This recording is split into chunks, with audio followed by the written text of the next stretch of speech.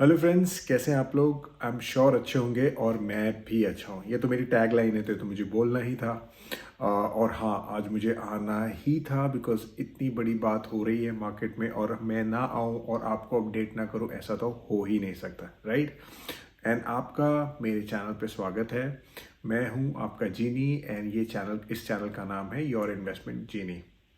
मेरा यहाँ पे आना या मेरा यूट्यूब पे आना, मेरा आपके पास पहुँचने का बहुत एक ऐसा रीज़न है जो मैं काफ़ी काफ़ी टाइम से मैंने ऑब्ज़र्व किया कि जितना भी मीडिया चल रहा है, जितना भी स्टॉक रिलेटेड बातें हो रही हैं, आप उस पर ध्यान दीजिए कि वो सारी चीज़, मुझे ऐसा लगता है कि इट्स लाइक अ कॉबवेब। आप अगर मकड़ी के जाल को अगर आप देखेंगे, कुछ वैसा ही है और इन्वेस्टर्स को फंसाने के लिए है। मैंने पिछले वीडियोस में ये बात बोली है कि आप अगर मार्केट में इंफॉर्मेशन लेते हैं तो किससे लेते हैं, फंड मैनेजर से या तो न्यूज़ चैनल से। मुझे आप ये कहते हुए बुरा भी लगता है कि अभी फंड मैनेजर्स किससे पैसा कमाते हैं। फंड मैनेजर्स, म्यूचुअल फंड जो मैनेजर्स होते हैं, जो म्यूचुअल फंड इंस्टीट्यूट्स होते हैं या एफआईआईज होते हैं, वो एफआईआई से पैसे नहीं कमाते हैं। वो हम जैसे रिटेल इन्वेस्टर्स से पैसा कमाते हैं और हम उन्हीं की बात सुन के हम इन्वेस्ट करते हैं। इसीलिए मैंने ये चैनल बनाया कि एक इन्वेस्टर डायरेक्टली इन्वेस्टर से बात करे। मेरा जो इंटरेस्ट है वो ही आपका इंटरेस्ट होगा। मेरा म्यूचुअल फंड से कुछ लेना देना नहीं है, मेरा एफआईआई से कुछ लेना देना नहीं है। अगर मेरी स्ट्रैटेजी कोई बन रही है तो वो एक इन्वेस्टर की स्ट्रैटेजी बन रही होगी, और वही स्ट्रैटेजी मैं आपको बताता हूँ ताकि आप अपने स्टॉक रिलेटेड जो इन्वेस्टमेंट है उसको अच्छे से ले, या एटलीस्ट उस डिसीजन में मेरी जो रिव्यूज़ है, मेरी जो बातें हैं, वो एटलीस्ट आप कंसिडर करें। और आप ज़रूर ये देखेंगे कि अगर आप मेरा वीडियोस देखते आ रहे हैं कि मैं जो बोलता हूँ वो कहीं ना कहीं मैं बोलूँगा 50% डिफरेंट होता है फंड मैनेजर्स से। जितने भी इंस्टीट्यूट्स हैं, जिनके जिनके जो मीडिया रिलेटेड स्पोक्स पर्सन हैं, वो टीवी पे आके, चैनल पे आके बात करते हैं। एंड ऐसा नहीं कि मैं उनकी बात सुनता नहीं हूँ, ऐसा नहीं है कि मैं कोई भी ऐसा न्यूज़ छोड़ देता हूँ।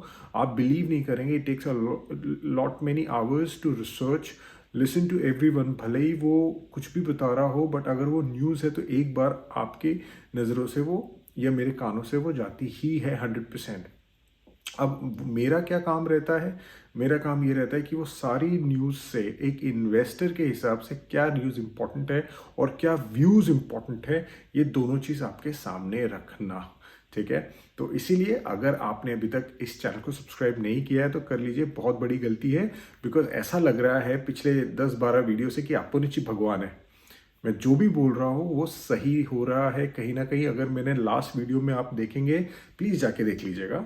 लास्ट वीडियो में अगर आप देखेंगे तो मैंने ये बोला था कि जब भी ऑफ कोर्स दिस इज, ऐसा कुछ नहीं कि मैंने कुछ बोला है, बट ये गिवन था कि जब भी ये इंटरेस्ट रेट घटेंगे या घटने की बात होगी तो ये पागलपंती की रैली होगी। आप यूएस में देखिए कि जेरेमी पावल, ऑफ कोर्स उसके बारे में भी बात करेंगे कि जेरेमी पावल ने क्या बोला, बट जेरेमी पावल के बोलते ही यूएस पागलपंती की तरह भागने लगे।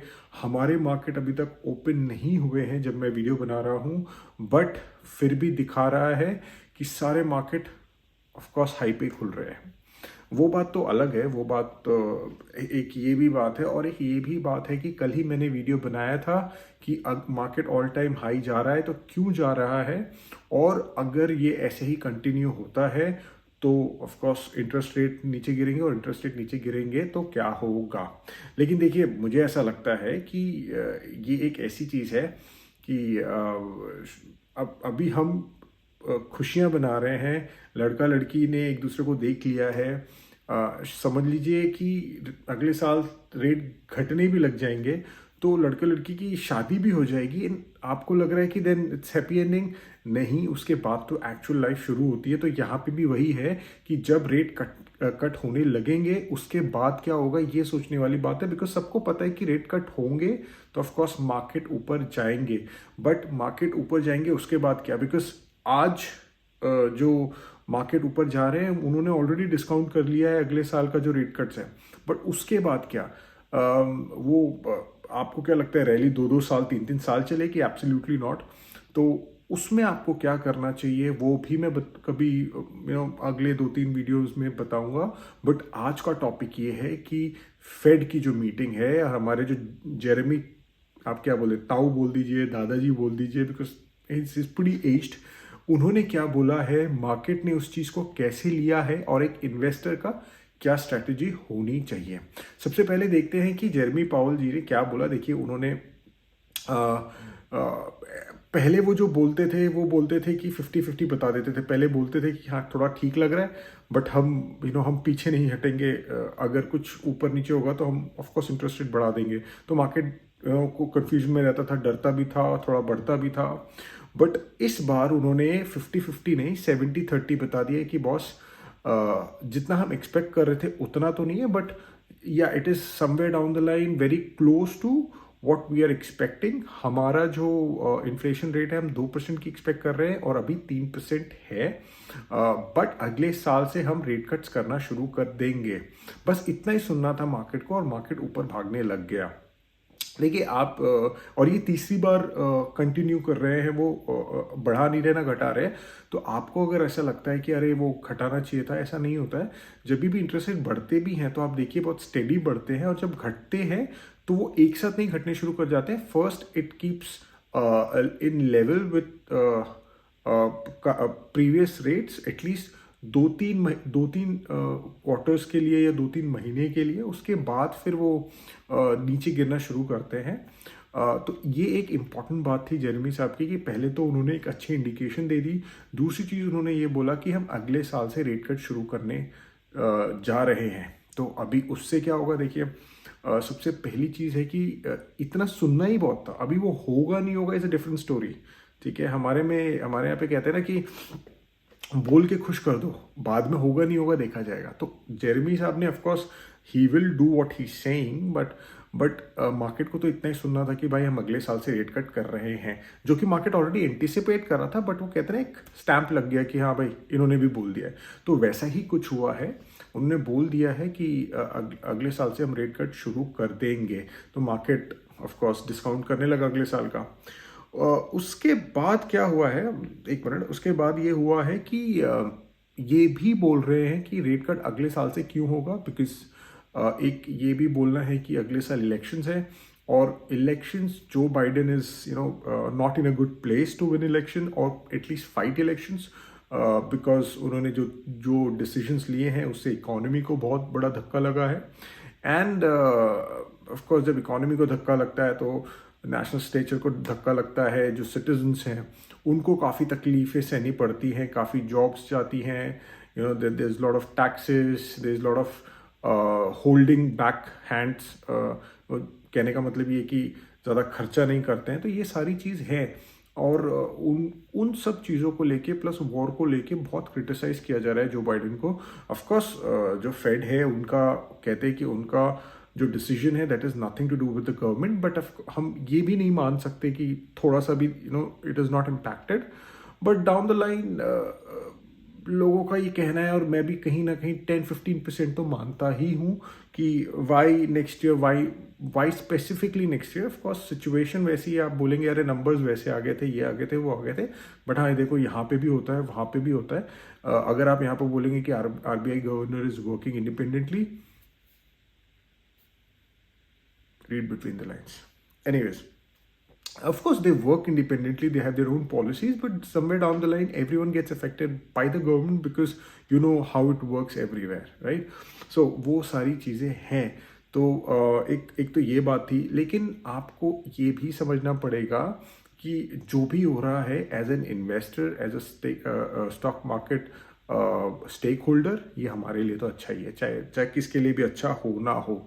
एंड एक और इम्पॉर्टेंट चीज़ बोली जेरेमी ताऊ ने, दादाजी ने, कि हम एक्सपेक्ट कर रहे हैं 2026 तक 2% इन्फ्लेशन रेट आ जाएगा। तो 2% मतलब आप समझ रहे हैं महंगाई दर कम होता जाएगा, महंगाई दर कम होता जाएगा तो ऑफकोर्स एक्सपेंडिचर बढ़ेगा, इंटरेस्ट रेट कम होंगे तो ज़्यादा घर खरीदेंगे, मोटर खरीदेंगे। मैंने आपको लास्ट वीडियो में भी समझाया था कि इन्फ्लेशन रेट जब नीचे गिरते हैं तो इकोनॉमी का जो पहिया है वो जल्दी जल्दी घूमने लगता है। अगर आप देखते हैं कि इन्फ्लेशन रेट बढ़ रहा है, महंगाई दर बढ़ रही है, तो उसको इंटरेस्ट रेट बढ़ा के फेड वही करता है कि जो जो इकोनॉमी का पहिया है वो जल्दी जल्दी चलने के बदले उसको स्लो करना पड़ता है। So that is how, that is what has happened as of now. ये पूरा प्रोसेस है, this is not the first time in the world. ये आपके लिए ये लर्निंग भी है कि आगे जाके अगर कभी ऐसी सिचुएशन आती है तो आपने एक कर्व तो देख लिया है कि इकोनॉमी में जब इंटरेस्ट रेट बढ़ते हैं तो क्या होता है, ऑयल रेट जाता है ऊपर ऊपर जाता है तो क्या होता है। अगर कोई कंट्री किसी पे of course there is a war between two countries तो उसके क्या रिपरकशंस होते हैं। तो ये सारी चीज़ आप इसको एक लर्निंग करके चलिए, बिकॉज 110% ऐसी situation, may be not war but because of other situation, oil prices जाएंगे या इन्फ्लेशन बढ़ेंगे, जब इंटरेस्ट रेट बढ़ेंगे तो आपको क्या करना चाहिए, आपको पता होना चाहिए कि जब जैसे ही कुछ होता है तो सीधा मार्केट सर्किट मारता है। बट यस, जब मार्केट सर्किट मारता है तो वो आज का सिचुएशन देख लीजिए कि वो ऊपर भी जाता है। जनरली लोग कहते हैं कि 3-3.5 साल में हर बार मार्केट अपना ऑल टाइम हाई मारता ही है।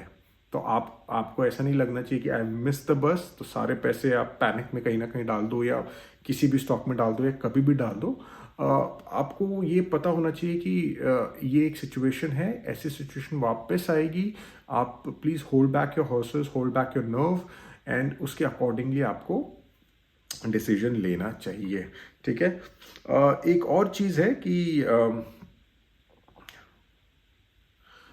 एक और चीज़ समझने वाली बात यह है कि मार्केट में रैली तो होने वाली है, सारे स्टॉक्स ऊपर जाने वाले हैं, बट ऐसे कौन से स्टॉक्स हैं जो ज़्यादा ऊपर जाएंगे। देखिए, लॉन्ग टर्म इन्वेस्टर को इन सब चीज़ों से कोई फ़र्क नहीं पड़ता, बट हाँ, ये भी एक इम्पॉर्टेंट क्वेश्चन है जिसका मुझे आंसर देना ही है। तो देखिए, सारे स्टॉक ऊपर भागेंगे। मैं हमेशा एक पॉपुलर लोकल ट्रेन का एग्जाम्पल लेता ही हूँ कि जब भीड़ होती है, आप या तो दरवाजे पर खड़े, आप उतर रहे हैं, चढ़ रहे हैं, दोनों में आपको कुछ करने की जरूरत नहीं होती है, सब उतरते हैं तो आप भी उतर जाते हैं। तो that is how it is. Rally का मार्केट ऐसा ही होता है। बट कुछ स्टॉक होते हैं जो बढ़ते नहीं है रैली के टाइम पे, और कुछ स्टॉक होते हैं कुछ ज़्यादा बढ़ते हैं। तो सबसे पहले हम बात करते हैं कि कौन से स्टॉक हैं जो ज़्यादा बढ़ेंगे।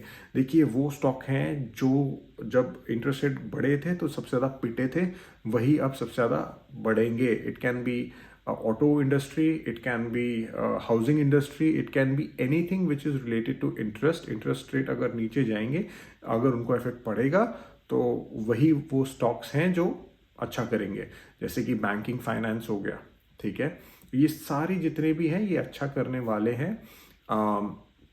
और कौन से स्टॉक हैं जो अच्छा नहीं करेंगे। देखिए, जनरली मेरा जो मानना है कि सारे स्टॉक अच्छा करेंगे। मिड कैप स्मॉल कैप में तो काफ़ी अच्छी रैली होगी, बट लार्ज कैप अभी अच्छा करेंगे, बिकॉज अभी जब इंटरेस्ट रेट घटेगा तो एफआईआईज आएंगे, और जब एफआईआईज आएंगे तो वो मिड एंड स्मॉल कैप में नहीं लगाते, वो लार्ज कैप में लगाते हैं।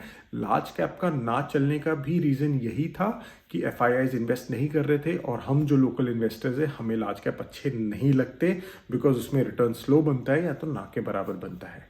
ठीक है, तो आप उस हिसाब से समझिए चीज़ों को। एक और चीज़ है कि एक अभी के टाइम पे एक stock market investor, long term investor, short term investor का तो कोई नहीं बता सकता, बट अगर आपका व्यू लॉन्ग टर्म है तो आपको क्या करना चाहिए।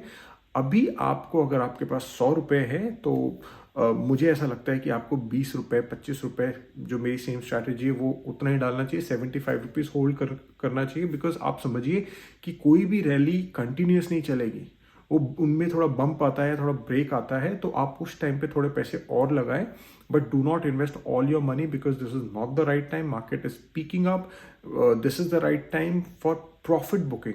अभी मैं आपको ये नहीं समझा सकता कि आपको प्रॉफिट बुकिंग करनी चाहिए कि नहीं करनी चाहिए, that totally depends upon your stock. अगर ऐसा कोई स्टॉक है जो आपके पोर्टफोलियो में है तो आप प्लीज़ कमेंट बॉक्स में लिखिए, मैं उसका जवाब दूंगा कि what is suppose to be done. Example के तौर पे, just for an example, it is not a recommendation कि HDFC लाइफ अगर आप देखेंगे स्टॉक अच्छा है, मैंने भी थोड़े अच्छे पैसे बनाए, बट अभी उसका पी 100 से ऊपर चला गया है। ठीक है। सो मैं अभी आपको ये नहीं बता रहा हूँ कि लेना चाहिए वो स्टॉक या बेचना चाहिए, but these are the points कि जब मार्केट ऊपर जाता है, जो 70-80 का पी वाला स्टॉक होता है वो 100 क्रॉस कर जाता है, बट 200-300 तो नहीं होगा ना। ठीक है, 30 का स्टॉक है, वो अगर 60 जाता है तो वो डबल हो जाता है। बट 80 का स्टॉक अगर 100 जाता है तो वो कितना होगा, 20%। तो आपको उस तरह से भी समझना चाहिए कि overall you have to understand कि कौन से स्टॉक अभी आपके पास होने चाहिए और कौन से स्टॉक में आपको प्रॉफिट बुकिंग करनी चाहिए। ठीक है, आज के लिए इतना ही है। प्लीज सब्सक्राइब कर लीजिए और मिलते हैं अगले वीडियो में। Thank you so much, bye bye.